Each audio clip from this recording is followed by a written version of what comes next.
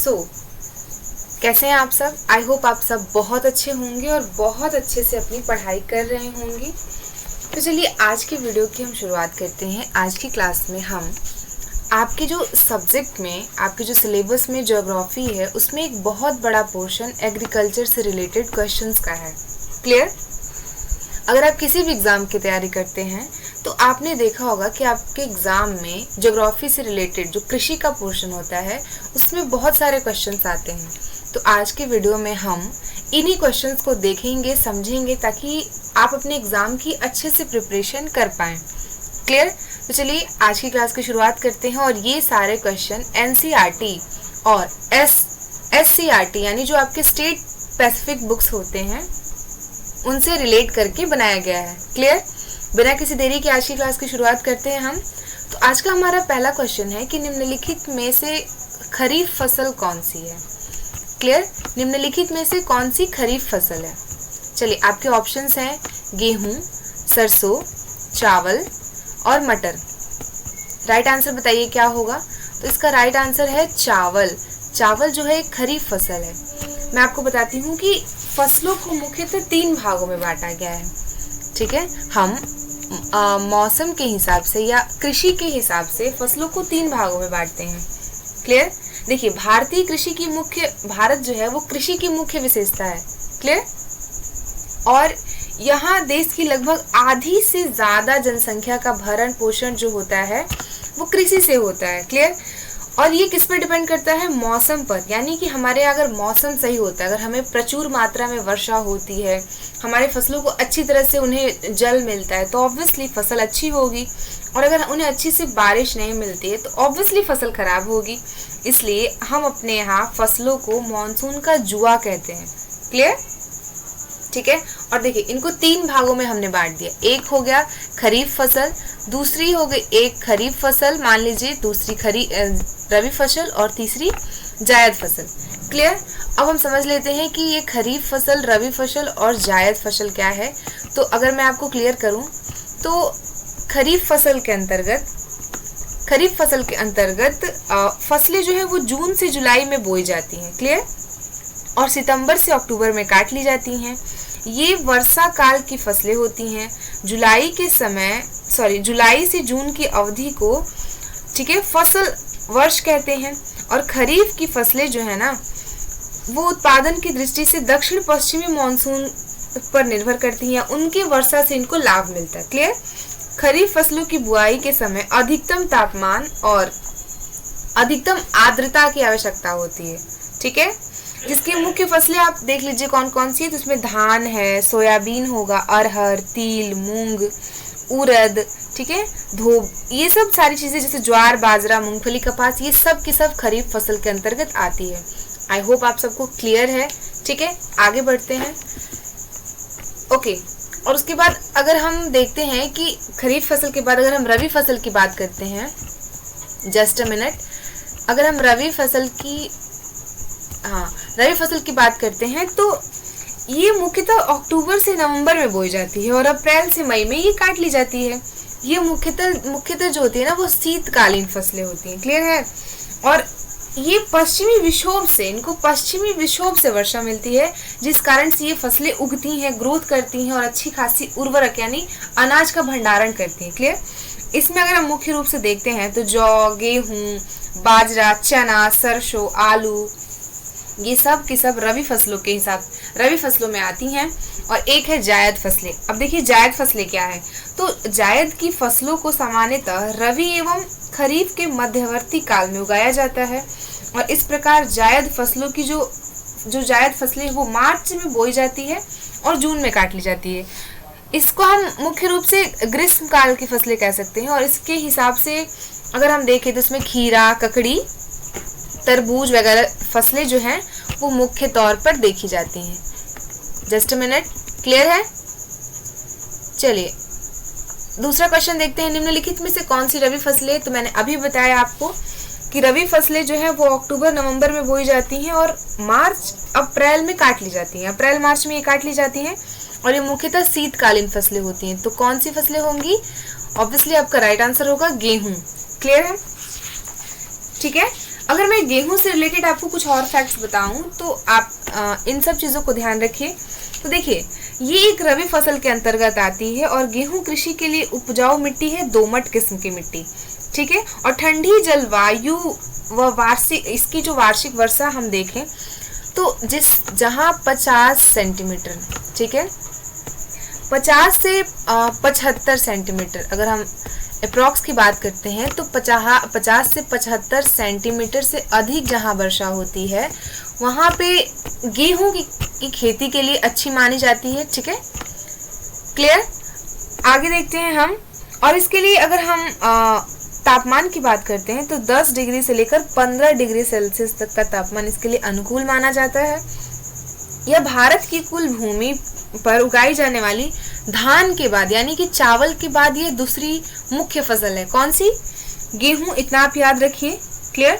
अब देखिए, इससे आप कुछ रिलेटेड और चीजें जान सकते हैं, जैसे कि ट्रिटिकेला गेहूं की एक ऐसी प्रजाति है जिसे वैज्ञानिकों द्वारा उगाया व राई के मध्य संकर करके उत्पन्न किया जाता है, ठीक है। और मैक्रोनी शुष्क प्रदेश की संचित परिस्थिति के लिए सबसे उत्तम किस्म की प्रजाति है, क्लियर।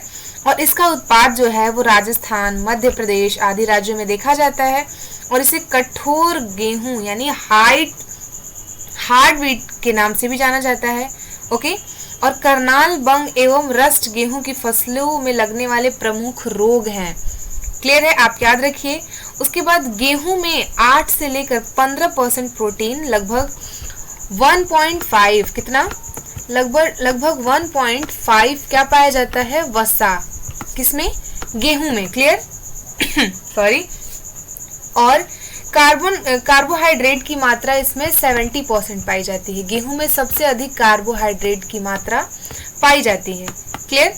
उसके बाद अगर हम देखते हैं तो गेहूं के उत्पादन में चीन प्रथम स्थान पर आता है और भारत व रूस द्वितीय व तृतीय स्थान पर है। इतना आप गेहूं से रिलेटेड याद रखिए जो आपके एग्जाम में सफिशिएंट होगा। आई होप आपको क्लियर है। चलिए हम नेक्स्ट क्वेश्चन को देखते हैं।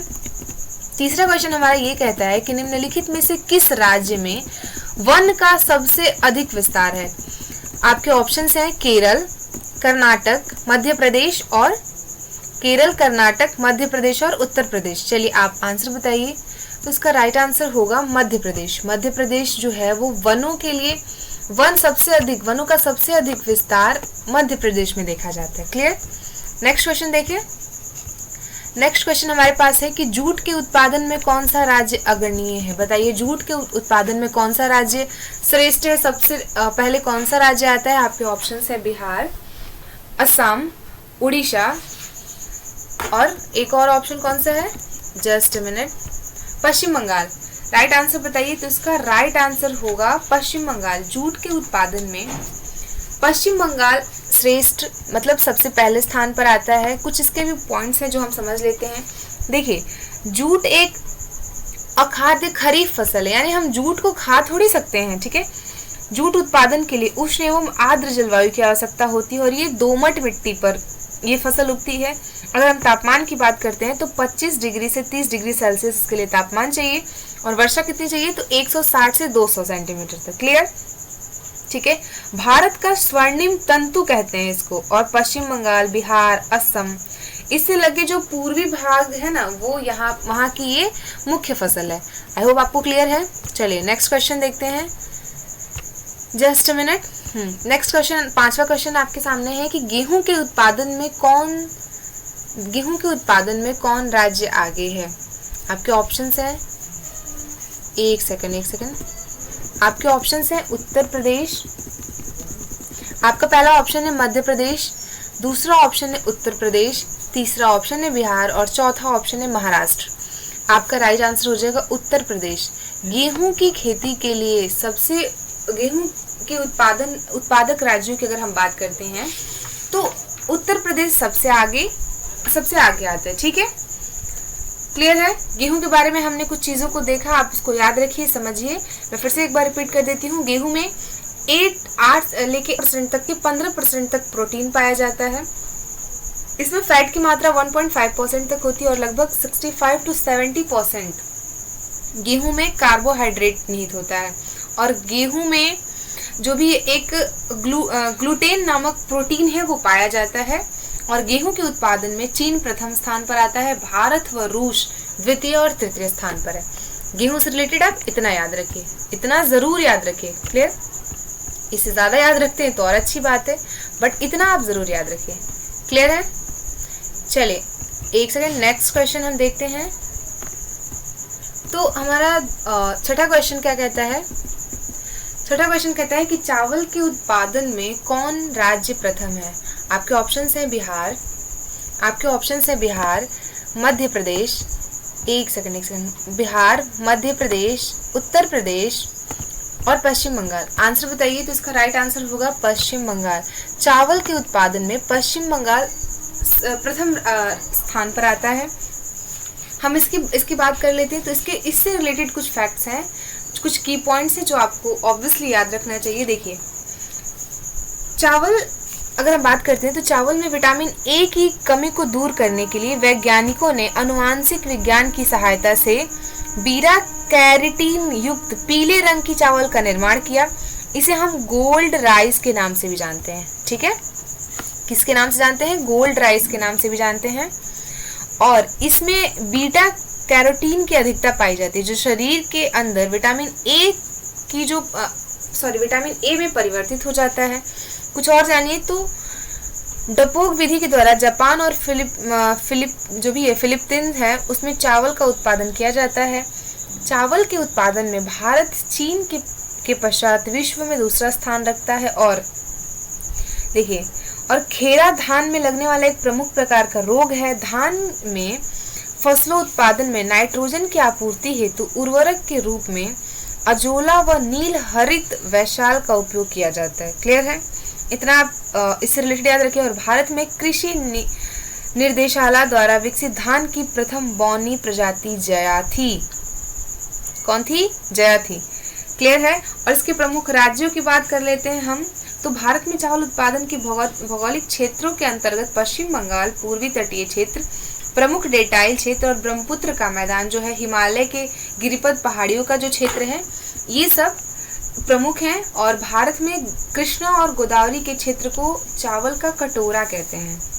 इतना आप चावल से रिलेटेड याद रखिए। चलिए आगे देखते हैं।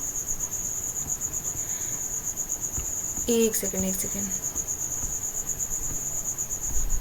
Just a minute. अगर आपको हमारे क्वेश्चन समझ आते हैं, पसंद आते हैं, तो आप हमारे चैनल को फॉलो कर सकते हैं, जो कि आपके एग्जाम के पॉइंट ऑफ व्यू से आपके लिए बहुत ज़रूरी है। आप क्वेश्चंस को खुद करिए और लास्ट में मुझे बताइए कि आपके आउट ऑफ कितने सही हुए हैं और कितने गलत हुए हैं। क्लियर? सातवां क्वेश्चन है कि निम्नलिखित में से शीतकालीन फसल कौन सी है?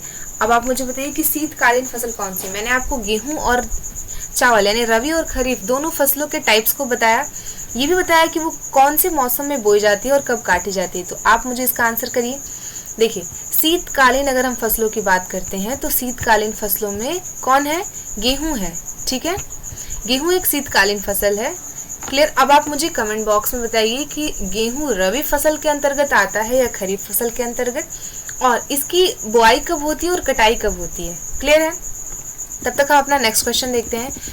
हमारा आठवां क्वेश्चन है कि निम्नलिखित में से कौन सा राज्य चाय का उत्पादक है? क्लियर?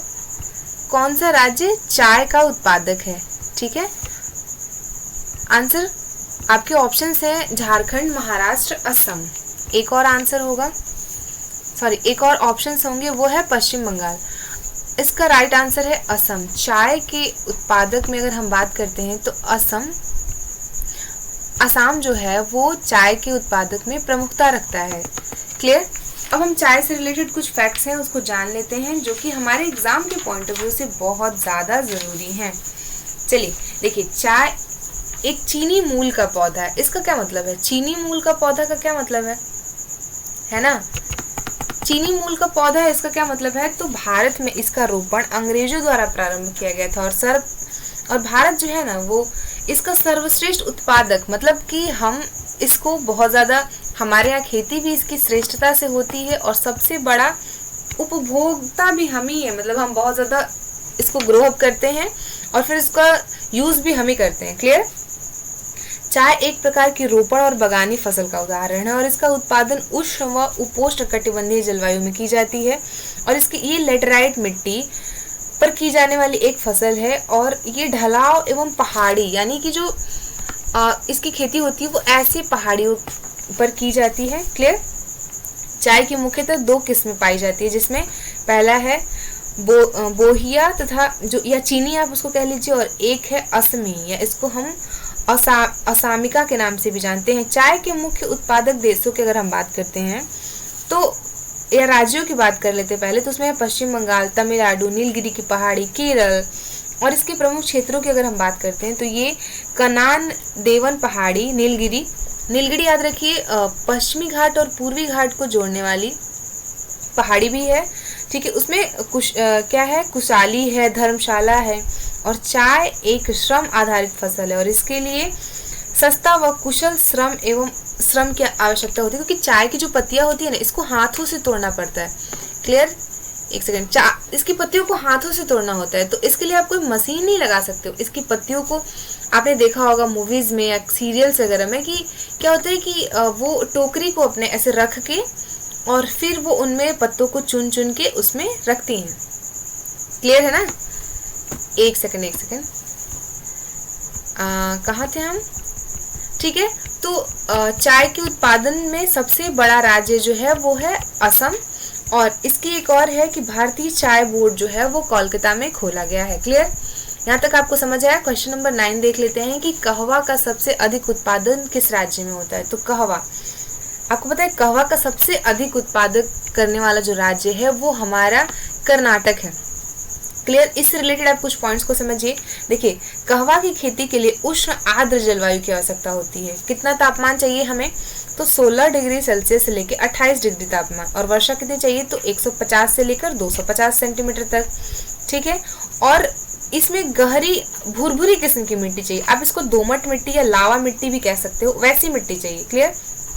भारत में कहवा के उत्पादन की शुरुआत जो हुई थी वो बाबा बुदन की पहाड़ियों से हुई थी और वर्तमान में कहवा का उत्पादन नीलगिरी पहाड़ियों के समीप कर्नाटक में किया जाता है, केरल में किया जाता है, ठीक है, मालाबार क्षेत्रों में किया जाता है और मुख्य रूप से उगाई जाती है। क्लियर?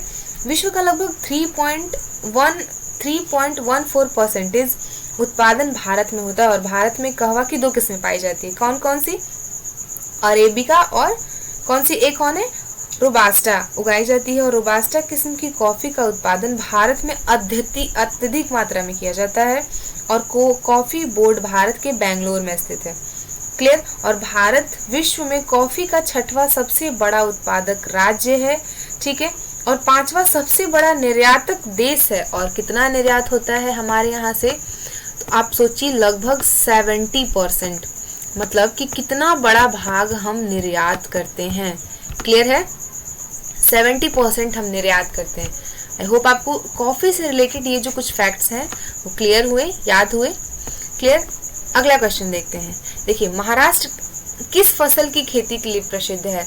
तो आपको पता है महाराष्ट्र कपास की खेती के लिए प्रसिद्ध है। ऑप्शंस में आप देख सकते हैं, आपके पास ऑप्शंस में है धान, कपास, कहवा और जूट। देखिए, इसका राइट आंसर है कपास। अब आप कपास से रिलेटेड भी कुछ पॉइंट्स को देखिए। तो कपास की खेती के लिए काली मिट्टी फेमस होती है, प्रसिद्ध होती है। अब इसको समझते हैं। देखिए, भारत में दक्षिण पश्चिम और पश्चिम क्षेत्र में कपास के उत्पादन क्षेत्र हैं जिसके अंतर्गत प्रमुख रूप से, अगर हम प्रमुख रूप से देखते हैं तो गुजरात, महाराष्ट्र, तेलंगाना, कुछ हरियाणा का क्षेत्र, कुछ कर्नाटक, मध्य प्रदेश इसकी कृषि की जाती है। और कपास का देशज पौधा है। ठीक है, ऋग्वेद के हिसाब से अगर हम देख लेते हैं ना तो भारत विश्व का पहला देश है जहां कपास की संकर किस्म विकसित की गई थी और काली मिट्टी कपास की खेती के लिए उपयुक्त है। कपास के रेशे जो हैं वो बीज से प्राप्त होते हैं। क्लियर? और कपास को हम सफेद सोना यानी कि व्हाइट गोल्ड भी कहते हैं। क्लियर है? इस फसल को उगाने के लिए हमें हल्के तापमान की आवश्यकता होती है और सिंचाई की हल्की धूप की आवश्यकता होती है। मतलब इसके लिए हमें सिंचाई भी हल्की चाहिए और धूप भी हल्का चाहिए। और विश्व में कपास का सर्वाधिक उत्पादक कौन करता है? अपना देश भारत। आई होप आपको क्लियर हुआ। अगला क्वेश्चन देखते हैं। चलिए, एक सेकंड, नेक्स्ट क्वेश्चन देखते हैं हम। सॉरी, भारत, एक मिनट। ओके, भारत का कौन सा राज्य गन्ना उत्पादन के लिए सर्वाधिक प्रसिद्ध है? बताइए। आपके ऑप्शंस हैं उत्तर प्रदेश, पंजाब, पश्चिम बंगाल और हरियाणा। आपका राइट आंसर क्या होगा? तो राइट आंसर है गन्ना की खेती सबसे ज्यादा उत्तर प्रदेश में की जाती है। उत्तर प्रदेश गोमती नदी के किनारे स्थित है। क्लियर है? देखिए, यह एक उपोष्ण एवं उष्णकटिबंधीय फसल है। ओके, और गन्ने के उत्पादन के लिए कितना हमें तापमान चाहिए? तो हमें 21 डिग्री सेल्सियस से लेकर 27 डिग्री सेल्सियस तापमान हमें चाहिए। और वर्षा कितनी चाहिए? तो 75 से 150 सेंटीमीटर तक। क्लियर? गन्ना एक नगदी फसल है। इसके लिए दोमट व काली मिट्टी उपयोगी होती है और यह सर्वाधिक संचित फसल होती है। इसके लिए श्रमिक व उर्वरकों की आवश्यकता होती है हमारे पास। ओके, और भारत में अगर हम गन्ना उत्पादक राज्यों की बात करते हैं तो उत्तर प्रदेश तो है ही, उसके साथ साथ महाराष्ट्र है, कर्नाटक है, तमिलनाडु, आंध्र, बिहार, गुजरात, पंजाब, हरियाणा आदि देश भी गन्ना की खेती के लिए महत्वपूर्ण माने जाते हैं। क्लियर है? देखिए, गन्ना पूरे वर्ष की फसल में है, मतलब इसको ऐसा नहीं कि आप किसी एक समय पर उगाएंगे। जहां भी ये कंडीशंस बनते हैं, यानी कि 21 से लेकर 27 डिग्री के बीच का सेल्सियस तापमान है और 75 से लेकर 150 तक सेंटीमीटर के हिसाब से यहाँ पे वर्षा हो जाती है, तो आप इस फसल को उगा सकते हो। क्लियर? देखिए, दक्षिण भारत में गन्ने की कृषि के लिए प्रवृत्ति बढ़ती जा रही है और जिसका मुख्य कारण है आर्द्र शुष्क जलवायु और लंबी पेराई का मौसम। क्लियर है ना? ठीक है, आई होप आपको यहाँ तक क्लियर हुआ। ओके, भारत में गन्ने का प्रजनन का कार्य तमिलनाडु में किया गया था। इसके लिए 1912 में गन्ना प्रजनन संस्था की स्थापना हुई थी। इतना आप याद रखिए, कब हुई थी? 1912 में। आगे देखते हैं, तो हमारा अगला क्वेश्चन है, हमारा क्वेश्चन नंबर 12 देख लेते हैं। मूंगफली का सबसे बड़ा उत्पादक राज्य कौन सा है? तो आपके ऑप्शन है बिहार, महाराष्ट्र, गुजरात, और एक ऑप्शन कौन सा है? और एक कर्नाटक। आप राइट आंसर बताइए। तो इसका राइट आंसर हो जाएगा कौन सा है? आंसर नंबर सी, यानी कि गुजरात। आपको पता है मूंगफली के उत्पादन में गुजरात भारत का अग्रणीय राज्य है। यह एक खरीफ फसल है और तापमान कितना चाहिए? तो 15 डिग्री सेल्सियस से लेकर 25 डिग्री सेल्सियस तक। वर्षा कितनी होनी चाहिए? 75 से 150। और मूंगफली भारत में सबसे महत्वपूर्ण तिलहन फसल है। ठीक है ना? और केवल मूंगफली से ही देश का लगभग 50% खाद्य तेल प्राप्त कर लेते हैं हम। क्लियर है आपको? 50%। सोचिए कि ये आंकड़े कितने बड़े हैं। क्लियर है? 50% हम किस तेल से प्राप्त कर लेते हैं? किससे? मूंगफली से। और गुजरात के साथ साथ ये राजस्थान और तमिल में भी उगाया जाता है। क्लियर है ना? चलिए नेक्स्ट क्वेश्चन देखते हैं। हम थोड़ी स्पीड अपनी बढ़ाते हैं क्योंकि फिर वीडियो बहुत लंबा हो जाएगा। देखिए, नेक्स्ट क्वेश्चन आपके पास है कि दक्षिण भारत में सर्वाधिक गन्ना उत्पादन करने वाला राज्य कौन सा है? आपके ऑप्शन है कर्नाटक, महाराष्ट्र, तमिलनाडु और आंध्र प्रदेश। आपको पता है कि दक्षिण भारत में सर्वाधिक गन्ना उत्पादन करने वाला राज्य महाराष्ट्र है। क्लियर? आगे देखते हैं, तो भारत में कितनी आबादी कृषि कार्यों से जुड़ी हुई है? तो इसके एक आंकड़े के हिसाब से भारत में लगभग कितनी आबादी है जो कृषि कार्य से जुड़ी हुई है? तो इसका राइट आंसर हो जाएगा आंसर नंबर बी। क्लियर है? अब देखते हैं हम क्वेश्चन नंबर, नेक्स्ट क्वेश्चन देखते हैं। Just a minute. ओके, इनमें से कौन कृषि को प्रभावित करने वाला कारक नहीं है? तो आपका पहला ऑप्शन है नमी, तापमान, जनसंख्या और मृदा। देखिए, जनसंख्या एक बहुत बड़ी समस्या है। अगर देखिए, किसी जनसंख्या एक संसाधन है, अगर हम जनसंख्या का सही उपयोग करते हैं तो ये हमारे लिए, हमारे पास जो कहते हैं अभिशाप बन गया है, उसको हम एक एज अ रिसोर्सेज के रूप में यूज कर सकते हैं। क्लियर? तो जनसंख्या जो है वो कृषि को प्रभावित करने वाला कारक नहीं है। ठीक है ना? इसमें से राइट आंसर हो जाएगा जनसंख्या, क्योंकि नमी अगर नहीं होती, अगर हमारे पास टेम्परेचर नहीं रहता, जो भी है, जो भी कृषि हम कर रहे हैं, वो या रबी फसल हो, जायद फसल हो, या खरीफ फसल हो, या कोई भी फसल हो, कॉफी उगा रहे हैं, कृषि कुछ भी आप ग्रो कर रहे हो, तो आपको वहाँ पे टेम्परेचर देखना होगा। उसके बाद हमें नमी देखनी होगी, मॉइस्चर देखना होगा, टेम्परेचर देखना होगा, फिर हमें वहाँ के सॉइल कंडीशन को देखना होगा। ठीक है, ऐसा नहीं है ना कि आप गेहूं की फसल को ले जाके और काली मृदा में डाल दोगे तो वो अच्छी उग जाएगी, ऐसा नहीं है। तो हर चीज़ों को देखने के लिए कुछ क्राइटेरिया है। तो यहाँ पे हम जनसंख्या को टिक कर सकते हैं, यानी कि इनमें कौन सी कृषि को प्रभावित करने वाला कारक नहीं है, तो हमारा आंसर हो जाएगा आंसर नंबर सी। क्लियर। देखिए, पौधे के अनुकरण के लिए कम से कम कितना तापमान होना चाहिए, मतलब हमारा पौधा अगर हम एक प्लांट को लगाते हैं तो वो ग्रो हो सके, ठीक है, वो बीज से एक प्लांट बन सके, उसके लिए कितना तापमान आवश्यक होता है। आप इसका आंसर करिए, तो इसका आंसर हो जाएगा आंसर नंबर डी। क्लियर। कितना है, 6 डिग्री सेल्सियस होना चाहिए। देखिए, रबी की खेती भारत के किस राज्यों में की जाती है, किस राज्यों में की जाती है, तो रबी की खेती मुख्य रूप से भारत के केरल, इसमें ऑप्शंस के हिसाब से अगर हम टिक करते हैं तो इसका राइट आंसर हो जाएगा केरल। पूर्ववर्ती राज्यों में स्थानांतरित कृषि को किस नाम से जाना जाता है, स्थानांतरित कृषि। ठीक है, आपको पता है स्थानांतरित कृषि क्या होती है, जो एक जगह से दूसरी जगह पर स्थान चेंज कर करके की जाती है, उसे हम क्या कहते हैं, उसे हम स्थानांतरित कृषि के नाम से भी जानते हैं। क्लियर। ठीक है, देखिए इसके ऑप्शंस आप देख लीजिए, तो इसमें है कौन कौन सी, इसमें है दहिया, झूम, उसके बाद दीपा और खील। अब आप बताइए इसमें से कौन सा आपका राइट ऑप्शन हो जाएगा। देखिए, इसका स्थानांतरित कृषि के बारे में हम थोड़ा सा बस समझ लेते हैं कि ये क्या होती है। इसका राइट आंसर हो जाएगा option number B.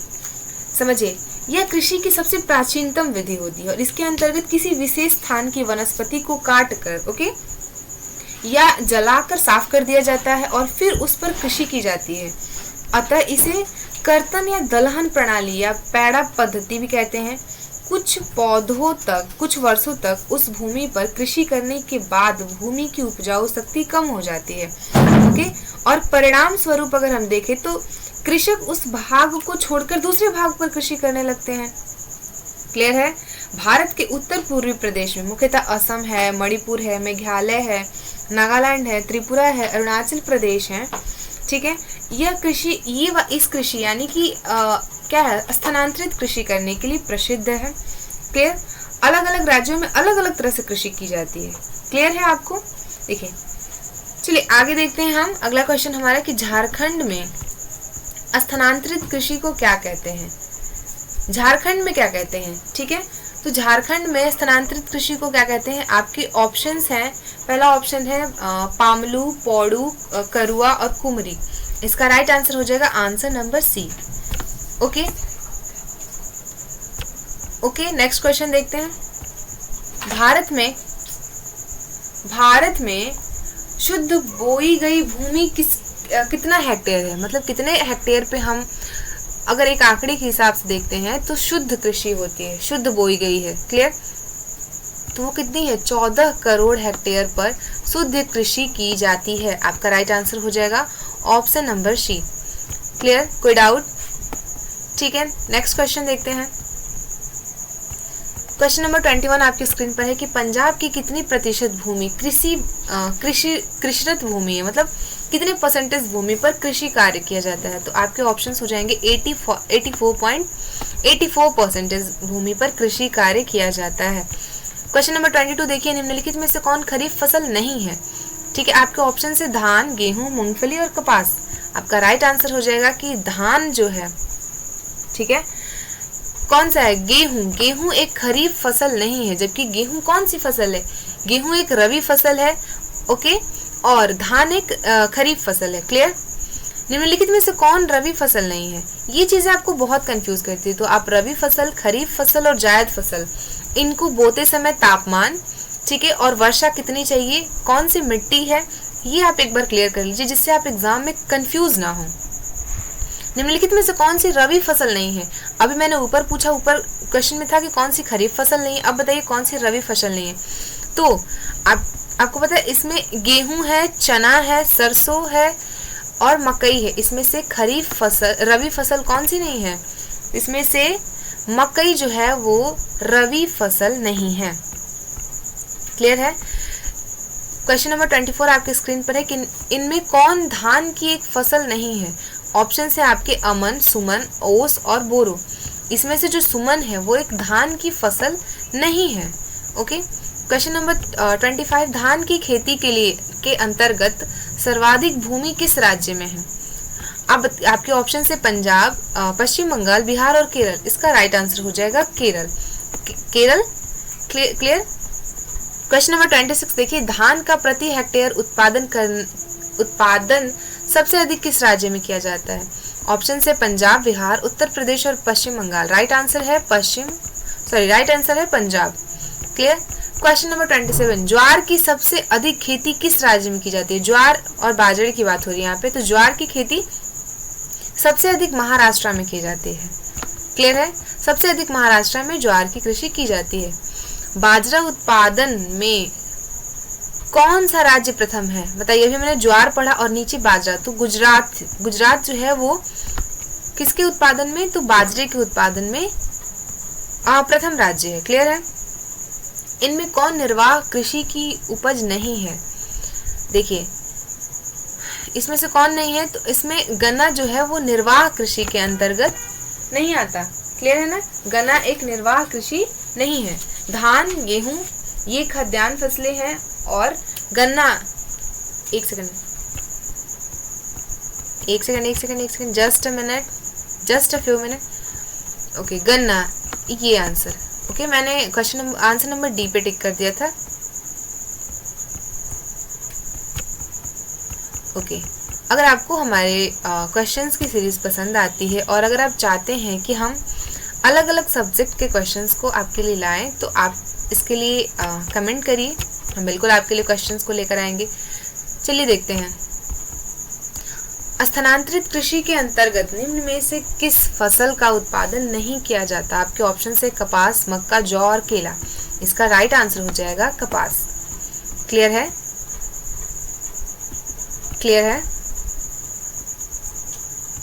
Okay, next question है कि तेलहन उत्पादन में भारत का विश्व में कौन सा स्थान है? तो तेलहन उत्पादन में भारत का जो है वो विश्व में पहला स्थान है। क्लियर है? दूसरा क्वेश्चन हम देखते हैं, तो मूंगफली का सबसे अधिक उत्पादन किस राज्य में किया जाता है? मैंने आपको बताया कि मूंगफली का सबसे अधिक उत्पादन जो है वो गुजरात राज्य में होता है। क्लियर है? Gujarat is the right answer. Next question देखिए कि भारत का नारियल प्रदेश किसे कहा जाता है? मतलब सबसे अधिक नारियल कहाँ होता है? केरल, कर्नाटक, उड़ीसा या असम? तो ऑब्वियसली भारत में सबसे अधिक नारियल केरल राज्य में होता है। क्लियर? ग्रीष्मकालीन पर्याप्त वर्षा किस फसल की खेती के लिए उपयुक्त है? बताइए। धान या चना या गेहूं या कपास? तो ग्रीष्मकालीन वर्षा किसके लिए अधिक उपयोगी होती है? तो धान की फसलों के लिए। ठीक है।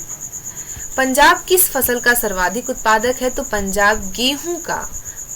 क्लियर है? गेहूं का सर्वाधिक उत्पादक है। आपके ऑप्शंस में था बाजरा, धान, चाय, बट इसका राइट आंसर है गेहूं। उत्तर प्रदेश और बिहार में रागी को किस नाम से जाना जाता है?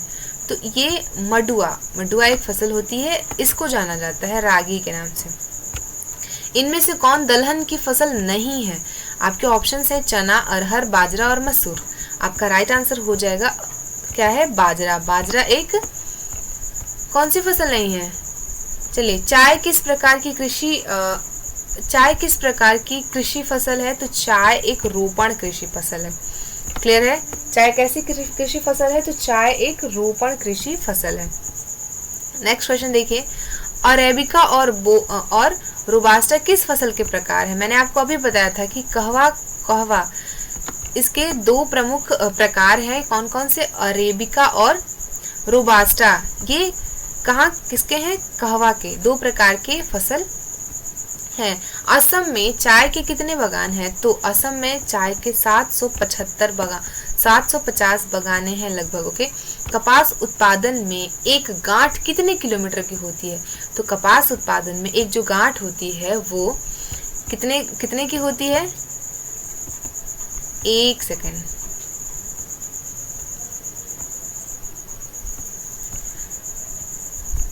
एक 170। ठीक है।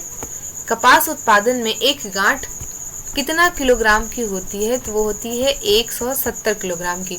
भारत का जूट क्षेत्र किसे कहा जाता है? तो पश्चिम बंगाल को। याद रखिए, भारत के राज्य पश्चिम बंगाल को भारत का जूट क्षेत्र कहा जाता है। कपास की खेती के लिए कितना दिन पाला रहित होना चाहिए? कपास की खेती के लिए लगभग 210 दिन पाला रहित होना चाहिए। ठीक है, ओके। देखिए, आंध्र प्रदेश किस फसल के उत्पादन में अग्रणीय श्रेष्ठ है? तो सबसे ज्यादा आंध्र प्रदेश में तंबाकू होता है, और तंबाकू जो है वो वहां का अग्रणीय फसल है। क्लियर है? बिहार में कौन सा क्षेत्र तंबाकू उत्पादन के लिए प्रसिद्ध है? तो हमारे राज्य बिहार में आपके ऑप्शंस में है पूर्णिया, बक्सर, समस्तीपुर और बाढ़, जबकि आपको पता है आपका राइट आंसर हो जाएगा समस्तीपुर, जो कि तंबाकू की कृषि के लिए सबसे उपयुक्त जिला है। क्लियर है? अगर हम देखें इनमें से कौन सिल्क की किस्म नहीं है, तो केसर जो है वो एक सिल्क की किस्म नहीं होती है। क्लियर? नेक्स्ट क्वेश्चन को देखिए। तो दक्षिण भारत का सर्वाधिक गन्ना उत्पादक राज्य कौन सा है? ओके, तो दक्षिण भारत का सर्वाधिक गन्ना उत्पादक राज्य जो है वो कौन सा है? आपके ऑप्शन है महाराष्ट्र, कर्नाटक, केरल और तमिल। आपके राइट आंसर है महाराष्ट्र। महाराष्ट्र जो है वो दक्षिण भारत का सर्वाधिक गन्ना उत्पादक राज्य है। गन्ना अनुसंधान शिला किस शहर में है? तो ये कोयम्बटूर में स्थित है। क्लियर है? जब मैंने आपको गन्ने के बारे में डिटेल बताया तो भी ये चीजें बताई। गन्ने का केंद्रीय अनुसंधान शिला कहाँ स्थित है? बताइए इसका आंसर। बेतिया, लखनऊ, भोपाल, कानपुर। आंसर आपका हो जाएगा लखनऊ, और लखनऊ जो है वो गोमती नदी के किनारे स्थित है।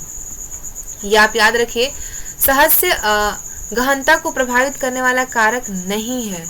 सहज से गहनता को प्रभावित करने वाला कारक कौन सा नहीं है? तो इसका राइट आंसर हो जाएगा जनसंख्या। क्लियर है? वर्षा ऋतु की फसल को क्या कहा जाता है? तो वर्षा ऋतु की फसल को हम खरीफ फसल के नाम से जानते हैं। क्लियर? हरित क्रांति का सबसे अधिक प्रभाव किस फसल पर पड़ा? तो हरित क्रांति का सबसे अधिक प्रभाव जो था वो गेहूं की फसलों पर पड़ा था। क्लियर है? दाल किसका मुख्य स्रोत है? तो दाल में हमें क्या मिलता है? दाल प्रोटीन का सबसे अच्छा स्रोत है। कौन सा? दाल। क्लियर? अनानास उत्पादन में अग्रणीय है। कौन सा राज्य अनानास उत्पादन में सबसे पहले स्थान पर आता है? तो वो है मेघालय। मेघालय जो है वो अनानास उत्पादन में सबसे आगे है। ऑप्शंस में था त्रिपुरा, कर्नाटक और केरल। क्लियर? नेक्स्ट क्वेश्चन देखिए, क्वेश्चन नंबर 55 यानी 55 क्वेश्चन आपके स्क्रीन पर है कि धान का वार्षिक उत्पादन देश में कितना है? तो 9 करोड़ टन धान का वार्षिक उत्पादन है। एक सेकंड। ओके, कितना है धान का वार्षिक उत्पादन? ओके, देश में चावल का प्रति हेक्टेयर उत्पादन होता है, बताइए कितना लगभग होता है? तो इसके राइट आंसर है 1990 किलोग्राम देश में चावल का प्रति हेक्टेयर उत्पादन किया जाता है। नेक्स्ट क्वेश्चन है कि धान की खेती के लिए वर्षा की मात्रा कितनी होनी चाहिए? मैंने आपको बताया जब धान के बारे में, चावल के बारे में मैंने आपको बताया कि धान की खेती के लिए कितनी वर्षा उपयुक्त होती है।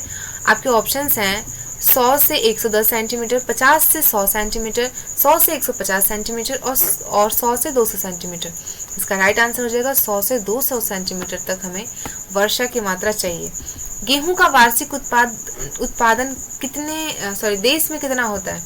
तो आपको पता है हमारे देश में यानी भारत में गेहूं का वार्षिक उत्पादन 7 करोड़ टन से ऊपर किया जाता है। तो इसका राइट आंसर हो जाएगा आंसर नंबर बी। देश में कपास का सर्वाधिक उत्पादन किसकी गांठ है? कितनी गांठ है? तो भारत में कपास का वार्षिक उत्पादन गांठ जो है वो 185 लाख है। ठीक है। देश में गेहूं का प्रति हेक्टेयर उत्पादन सर्वाधिक कितना है? तो देश में गेहूं का उत्पादन प्रति हेक्टेयर 2800 किलोग्राम है। गेहूं का प्रति हेक्टेयर उत्पादन उत्पादन देश में कितना है? तो देश में कितना है? देश में हो जाएगा 2750 किलोग्राम। क्लियर? और कॉफी के पौधे की ऊंचाई कितनी होती है? तो ये नाम से ही है कि एक पौधा है, तो पेड़ जितना तो लंबा होगा नहीं। क्लियर? आपके पास ऑप्शन है 2 से 4 मीटर, 3 से 6 मीटर, 6 से 8 मीटर और 8 से 10 मीटर। इसका राइट आंसर हो जाएगा 3 से 6 मीटर। पकते समय गेहूं की फसल के लिए आदर्श तापमान कितना होना चाहिए। क्लियर। तो जब गेहूं की फसल पकती है तो उस समय इसका तापमान कितना होना चाहिए। इसका राइट आंसर है 21 से 26 डिग्री सेल्सियस इसका तापमान होना चाहिए। क्लियर है, ठीक है। देखिए गेहूं की जो फसल है ये एक रबी फसल है, मैंने आपको पहले भी बताया, और गेहूं कृषि के लिए उपयोगी होती है। और ये दोमट मिट्टी, ठंडी जलवायु या वार्षिक, इसमें वार्षिक वर्षा कितनी चाहिए आपको, तो 50 से कितना होना चाहिए, 50 से लेकर 75 सेंटीमीटर की आवश्यकता होती है। और अगर हम इसके तापमान की बात करते हैं तो बोते समय हमें 10 से 15 डिग्री सेल्सियस चाहिए। क्लियर है ना, बोते समय हमें इतना चाहिए, और वृद्धि के समय हमें 15 डिग्री सेल्सियस तक लगभग चाहिए। और हमें पकते समय ही पूछा है ना, तो हमें लगभग 20 से 25 यानी 21 से 26 डिग्री सेल्सियस तक तापमान चाहिए होगा। क्वेश्चन नंबर 64 है कि 75 सेंटीमीटर से कम वर्षा वाले क्षेत्रों में की जाने वाली कृषि कौन सी होगी। अब आप मुझे बताइए, तो वहाँ पे शुष्क कृषि होगी ना, अगर इससे कम वर्षा वहाँ पे होती है तो। ठीक है। कपास उत्पादन के लिए उपयुक्त मिट्टी कौन सी है। कपास के उत्पादन के लिए आपको पता है काली मिट्टी सबसे उपयुक्त होती है। और कपास के उत्पादन में आगे राज्यों में कौन कौन से हैं, मैंने आपको बताया कि कपास की खेती में अग्रणी राज्यों को अगर हम देखते हैं तो वहाँ पे हमें कौन से, महाराष्ट्र मिलेंगे, फिर गुजरात, तेलंगाना, आंध्र प्रदेश, हरियाणा, कर्नाटक, ये जो क्षेत्र है वो कपास की खेती के लिए उपयुक्त है। काली मृदा पर होती है, इसे हम वाइट गोल्ड भी कहते हैं। और इसकी फसल हल्की, मतलब उच्च तापमान और हल्की वर्षा, ये सब वो होती है, प्रेफर करती है। विश्व में कपास का सर्वाधिक उत्पादन राज्य जो है वो कि विश्व में भारत जो है वो कपास का उत्पादन में अग्रणीय देश है। ओके, नेक्स्ट क्वेश्चन है गन्ने की खेती के लिए कितना प्रतिशत आदर्श तापमान होना चाहिए। तो गन्ने की खेती के लिए जो आदर्श तापमान है वो है 21 से 27 डिग्री सेल्सियस होना चाहिए। भारत का क्यूबा किसे कहते हैं, किस क्षेत्र को कहा जाता है, तो भारत का क्यूबा गोरखपुर देवरिया को कहते हैं। चीनी किस्म की चाय को क्या कहते हैं। चीनी किस्म, मैंने स्टार्टिंग में बताया आपको, चीनी का जब मैं एक्सप्लेनेशन कर रही थी तो इसको कहते हैं हम बोही।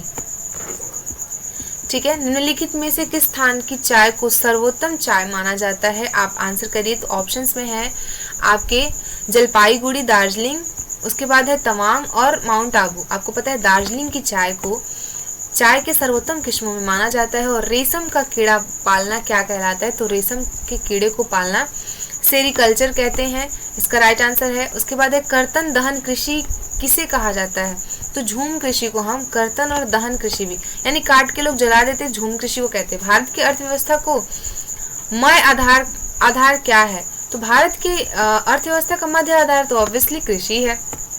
एक आंकड़े के हिसाब से भारत में 70% भूभाग पर, यानी कि यहाँ की जनसंख्या का 70% भाग कृषि कार्यों में लगा है। भारत में किस प्रकार की कार्य की प्रधानता है, तो कृषि कार्य यहाँ पे किस प्रकार का है, तो यहाँ पे जीवन निर्वाह कृषि की जाती है। ये थे हमारे कुछ आज के मोस्ट इम्पॉर्टेंट क्वेश्चंस, कुछ फैक्ट्स थे। चलिए एक नज़र में मैं आपको एक बार सरसरी निगाहों से ये बता देती हूँ। देखिए चावल का उत्पादन अगर हमें आगे के राज्य बताने हो, अग्रणी राज्य बताने हो, तो चावल के लिए आप याद रखिए पश्चिम बंगाल, उत्तर प्रदेश और पंजाब। अगर गेहूं के लिए पूछता है तो उत्तर प्रदेश पहले, पंजाब और मध्य प्रदेश। अगर गन्ने की बात करें तो उत्तर प्रदेश, महाराष्ट्र और कर्नाटक। अगर मक्के की बात करते हैं तो कर्नाटक, मध्य प्रदेश और बिहार। वैसे अगर हमसे ज्वार के बारे में पूछता है तो राज्यों की श्रेणी में आएगा कर्नाटक, महाराष्ट्र और तमिलनाडु। अगर हमसे बाजरा के बारे में पूछे तो राजस्थान, उत्तर प्रदेश और हरियाणा। अगर हमसे तिलहन, कोई भी तिलहन फसल के बारे में पूछे तो आएंगे मध्य प्रदेश, राजस्थान और महाराष्ट्र। और अगर हमसे कुछ सारे दलहन फसलों के बारे में पूछे तो दलहन फसलों में आ जाएंगे मध्य प्रदेश, राजस्थान और उत्तर प्रदेश। कंफ्यूज नहीं होना, ओके।